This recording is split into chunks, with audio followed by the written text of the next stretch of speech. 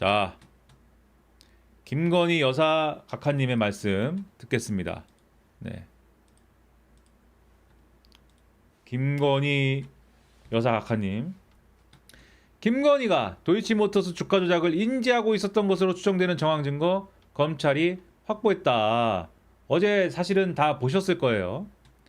서울고검 형사부는 최근 압수수색을 통해 김건희가 증권사 직원과 통화한 녹음 파일을 대량 확보를 했는데, 자, 이제 확보를 해. 이 녹음 파일에는 김건희가 자신의 계좌를 운영한 블랙펄 인베스트먼트 측에 40%가량의 수익을 배분하기로 했다고 언급하는 내용은 물론 도이치모터스 주가가 관리되고 있다라는 취지로 말하는 내용까지 담겼습니다. 블랙펄 인베스트먼트는 다들 아시다시피 도이치모터스에 대한 2차 작전을 주도한 컨트롤 타워로 지목된 그러한 곳이죠. 검찰이 확보한 녹음 파일은 2009년부터 2011년까지의 통화인데, 주가 조작 혐의의 공소시효가 지난 1차 작전은 물론 2차 작전 시기가 포함된 만큼 검찰은 이 녹음 파일이 김건희의 혐의를 입증할 주요 단서가 될 것으로 보고 있습니다. 김건희가 주가 조작 사실을 인지하고 있었다는 사실이 구체적으로 입증될 경우에 주가 조작 방조 혐의가 적용될 수 있다? 방조를 넘어설 수도 있죠. 예. 검찰은 김건희가 블랙펄 인베스트먼트의 40%가량의 수익 배분을 약속한 배경에 대해서 추가 수사가 필요하다고 보고 있다.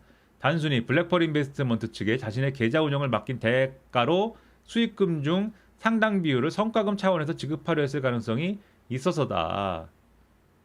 자산관리사 등의 주식 계좌 운영을 맡길 경우 합의에 따라 투자 수익 중 일부를 관리사에게 지급하는 약정을 맺는 경우가 흔한데, 그 비율을 40%까지 약속하는 것은 이례적인 만큼 김건희와 블랙펄 인베스트먼트 사이에 모종의 거래나 대가 관계가 있었을 것으로 검찰은 의심하고 있다. 네. 자, 넘겨보시면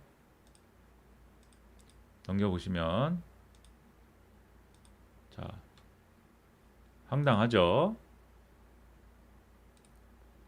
4년간 못 잡은 주가 조작 정황 재수사 한 달 만에 확보. 네. 장난칩니까? 장난치냐? 네? 장난치는 겁니까? 자, 장난하는 거야? 자,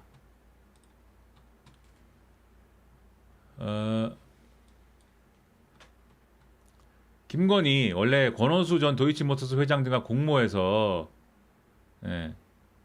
시세 조종에 가담한 혐의를 받았었는데, 서울중앙지검은 김건희 계좌가 주가 조작에 동원된 사실을 확인했지만, 김건희가 주가 조작 사실을 인지했거나 주가 조작 일당과 사전에 연락한 뒤에 시세 조정을 위해서 주식을 거래한 사실을 뒷받침할 증거가 불충분하다고 판단해서 지난해 10월에 김건희를 불기소 처분했습니다. 당시 수사팀은 수사 결과 발표 브리핑에서 김건희가 주범들과 공모했거나 그들의 범행을 인식 또는 예견하면서 계좌 관리를 위탁하거나 주식 매매 주문을 하는 등 범행에 가담했다는 점을 인정하기 어려워서 기소할 수 없다는 결론에 이르렀다.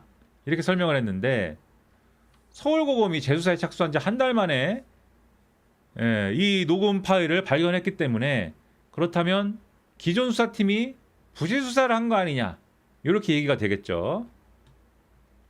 특히 윤석열 정부 출범 이후 서울중앙지검 수사팀의 수사에 대해서는 헌법재판소도 의문을 표한 바가 있습니다.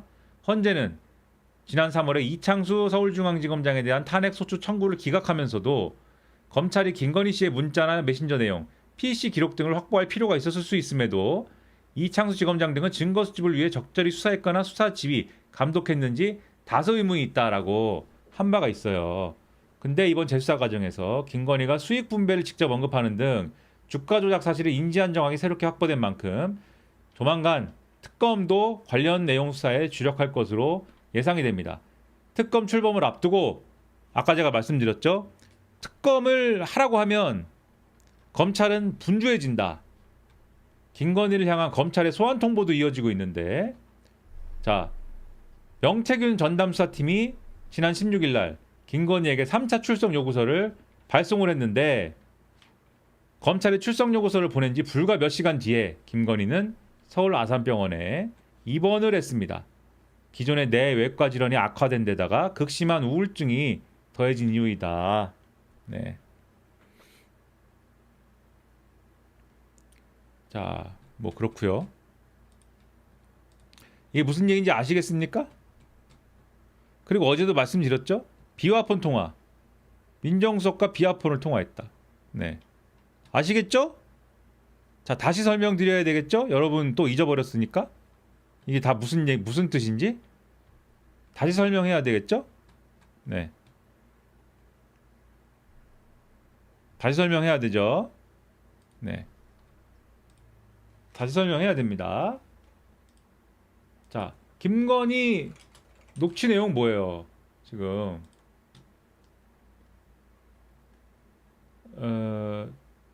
자, 이것은 이제 미래에셋 증권을 압수수색을 했잖아요. 지금 압수수색을 했는데 어디부터 해야 될까요? 자, 서울중앙지검이 작년에 김건희를 무혐의 줍니다. 그렇죠? 불기소합니다. 그쵸? 기억하시죠? 두 건에 대해서 명품백, 그 다음에 주가 조작, 예. 주가 좌악, 네, 주가 조작, 네. 두 개에 대해서 무혐의를 줍니다. 자, 주가 조작에 대해서 특히 무혐의를 준 핵심 논리. 김건희는 돈만 댔고 주가 조작 하는지는 몰랐던 것 같다. 몰랐고, 예, 몰랐어. 김건희는 돈만 댔어. 몰랐고, 이럴 경우에 자, 방조일 수도 있겠지만, 왜냐면 손모 씨 사례가 있으니까 방조일 수도 있겠지만 손모 씨와는 차이가 있어. 예. 손모 씨와는 차이가 있다. 갑자기 무슨 손모 씨야? 이런 생각을 하실 수 있는데 손모 씨 조금 이따 얘기하고 차이가 있다. 손모 씨는 주식 전문가지만 김건희는 전문성이 없다. 그래서 방조 혐의도 성립하지 않는다. 이게 서울중앙지검의 지난해 판단입니다. 갑자기 손모 씨는 뭐야? 네. 손모 씨. 네, 손모 씨는 도이치모터스 주가 조작 사건에서 전주 돈 된 사람 중 하나인데 애초에 전주기 때문에 1심 무죄 나왔으나 재판 2심 과정에서 판사가 방조범으로 공소장을 바꾸면 어떨까? 라고 해서 검찰이 공소 사실을 변경하여 2심 유죄가 나온 인물이다. 네. 그러니까 손모 씨도 전주고 김건희도 전주라면 돈만 댔다 하더라도 방조 혐의가 성립하지 않습니까? 라고 할 수 있는데 이 당시에 서울중앙지검이 손모 씨는 주식 전문가고 해서 그냥 척 보고 이게 주가 조작인지를 대략적으로 눈치를 챘을 수 있는데 김건희는 주식을 잘 모르더라고. 주식을 잘 모르고 그래서 이러저런 좀 이상 정황이 있고 좀 의심스럽고 뭐 보통 주식 전문가면 눈치가 챌 수 있는 상황, 눈치를 챌 수 있는 상황에서도 김건희는 몰랐을 거야. 주가 조작인지를. 그래서 돈만 된 사람은 방조 혐의도 성립을 안 한단다. 요게 이제 중앙지검장 누구? 이창수. 네. 의 불기소 논리였습니다. 네. 불기소 논리였어요. 그런데 지금 녹취가 뭐가 나온 거예요? 미래에셋 직원과 자, 김건희와의 통화. 자, 모르는 게 왜 문제냐면은 모르면 무죄인 이유. 전주가 주가 조작인지 모르면 무죄인 이유. 전주는 돈 대주는 사람이잖아요.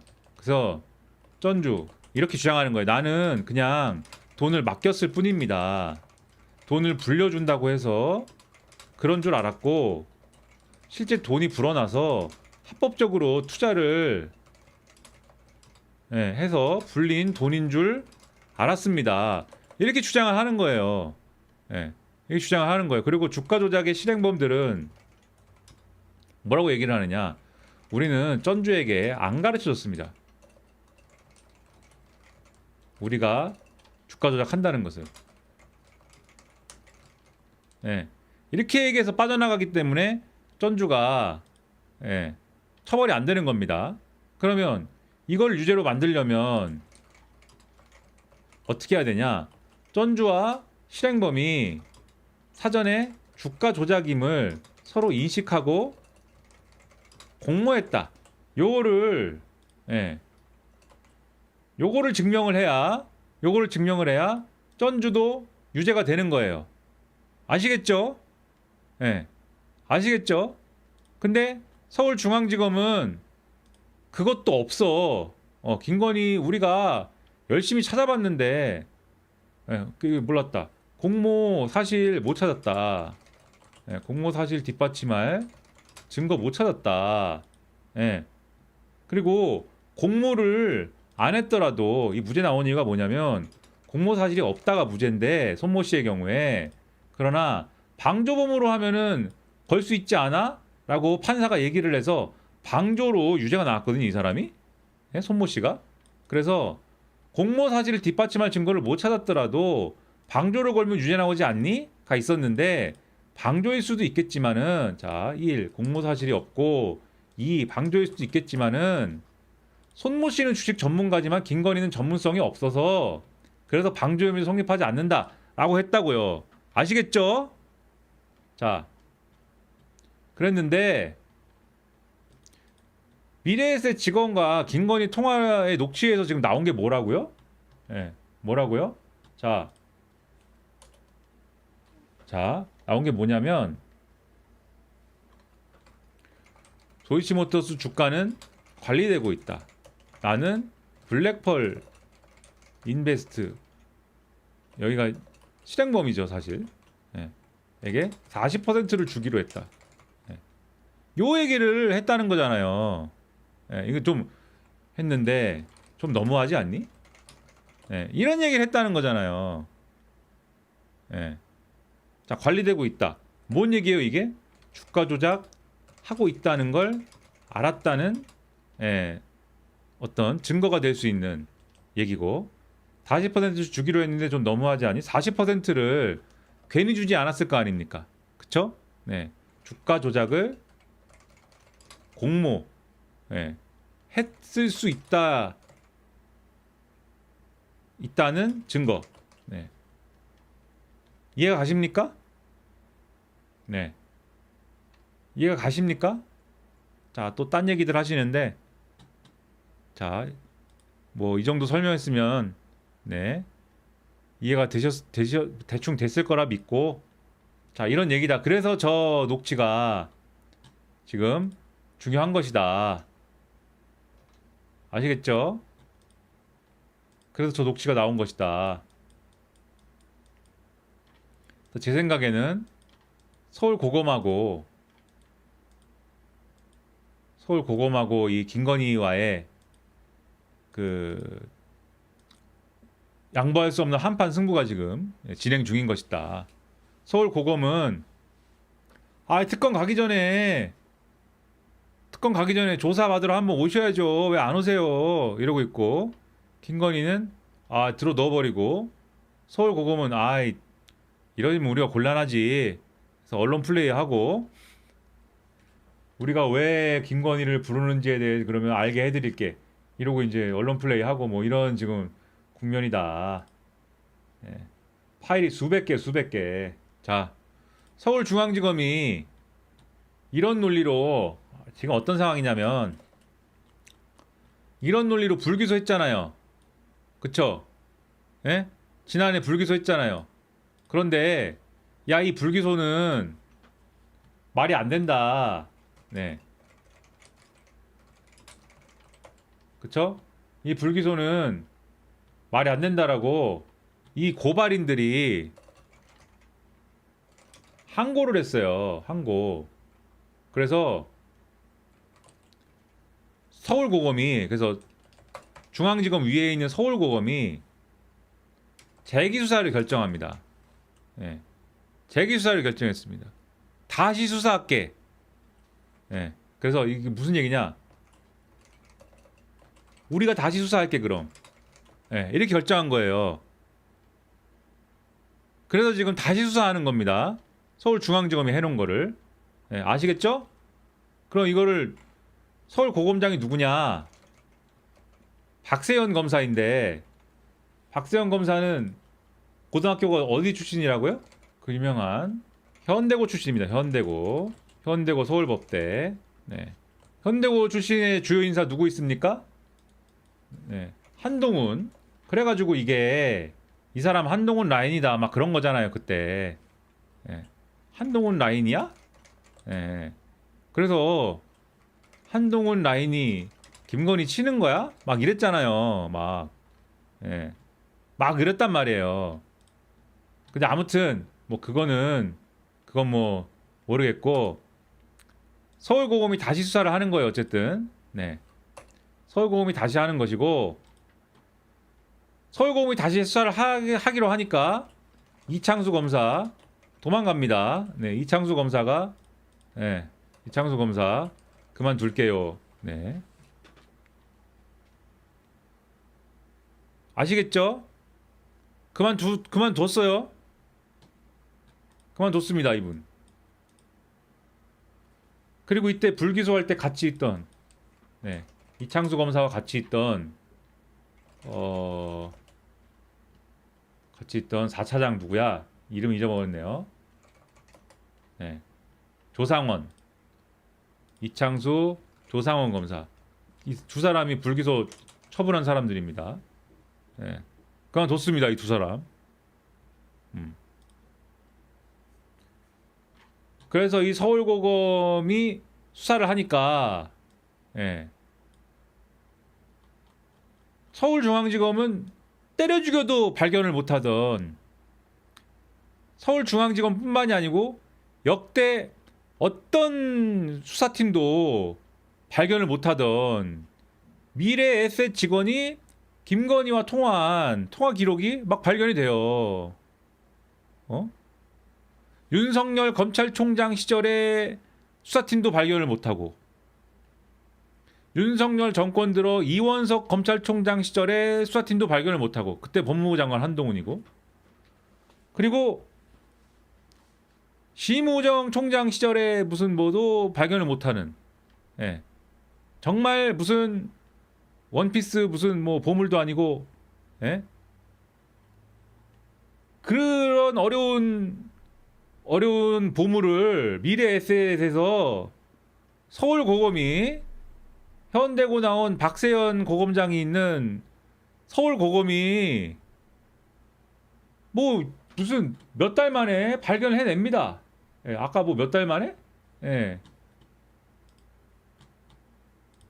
그 나옵니다. 그냥 그게 막 그냥 압수수색 하러 갔더니 여기 있네요.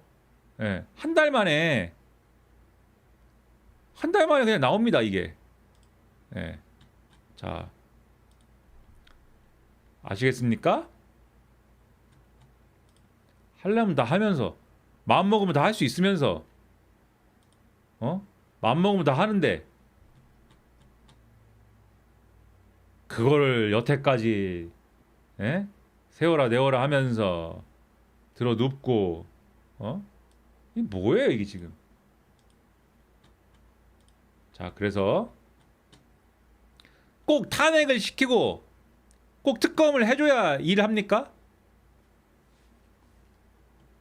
열받네요 갑자기.